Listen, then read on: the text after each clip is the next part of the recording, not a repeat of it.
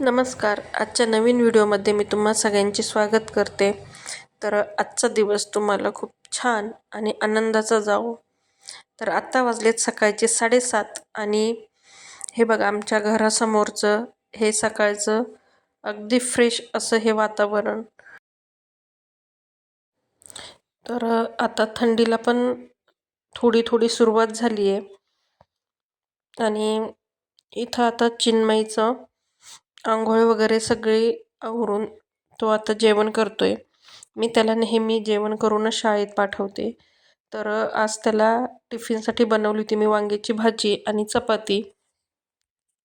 तर जे मी त्याला टिफिनला बनवते तेच तो सकाळी खाऊन जातो. तर त्याला मी वांग्याची भाजी, चपाती आणि इथं आपल्या बेसनाच्या वड्या असं मी त्याला टिफिनसाठी दिलं आहे.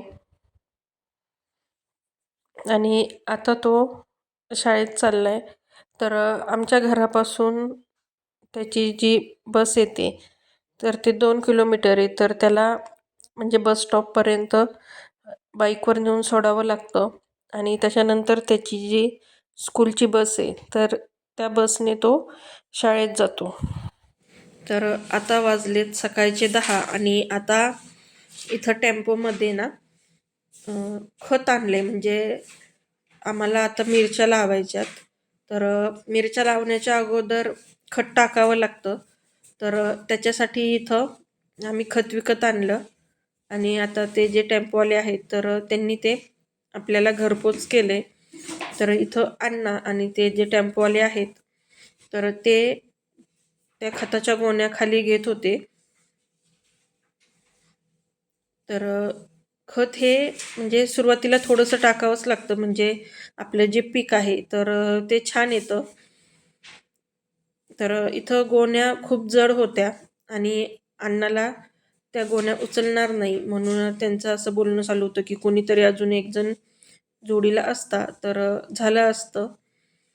पण मग शेवटी त्यांनी दोघांनीच त्या ज्या गोण्या आहेत त्या उचलून खाली ठेवलेल्या आहे.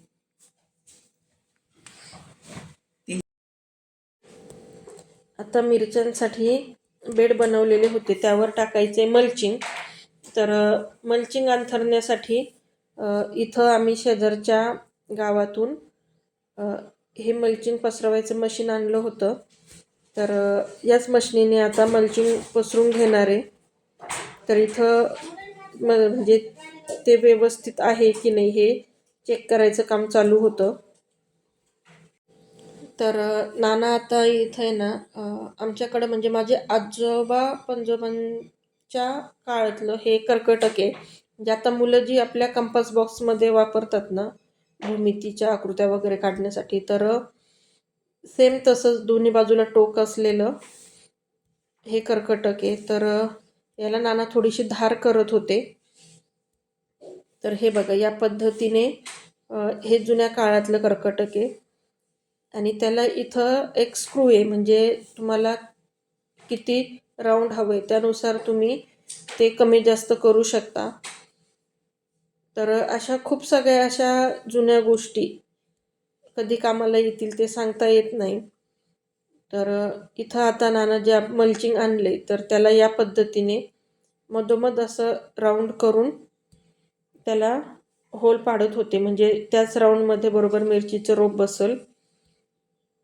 आणि आता सगळं मल्चिंग जे आहे त्याला राऊंड आकार दिल्यानंतर आता ते मल्चिंग इथं आपण बेडवर पसरवतोय.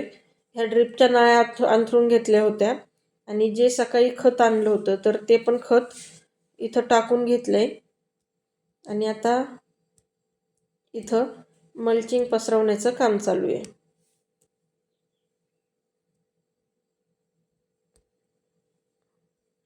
तर शेतकऱ्यांसाठी कुठलीही गोष्ट सोपी नसती. प्रत्येक गोष्टीच्या मागं खूप सारे असे कष्ट असतात.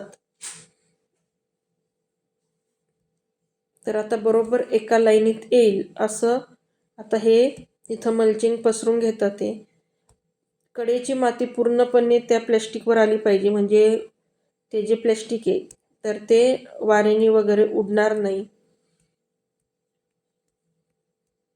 तर याच पद्धतीने आता पूर्ण याच्यामध्ये आता आम्ही मल्चिंग पसरून घेतो आहे.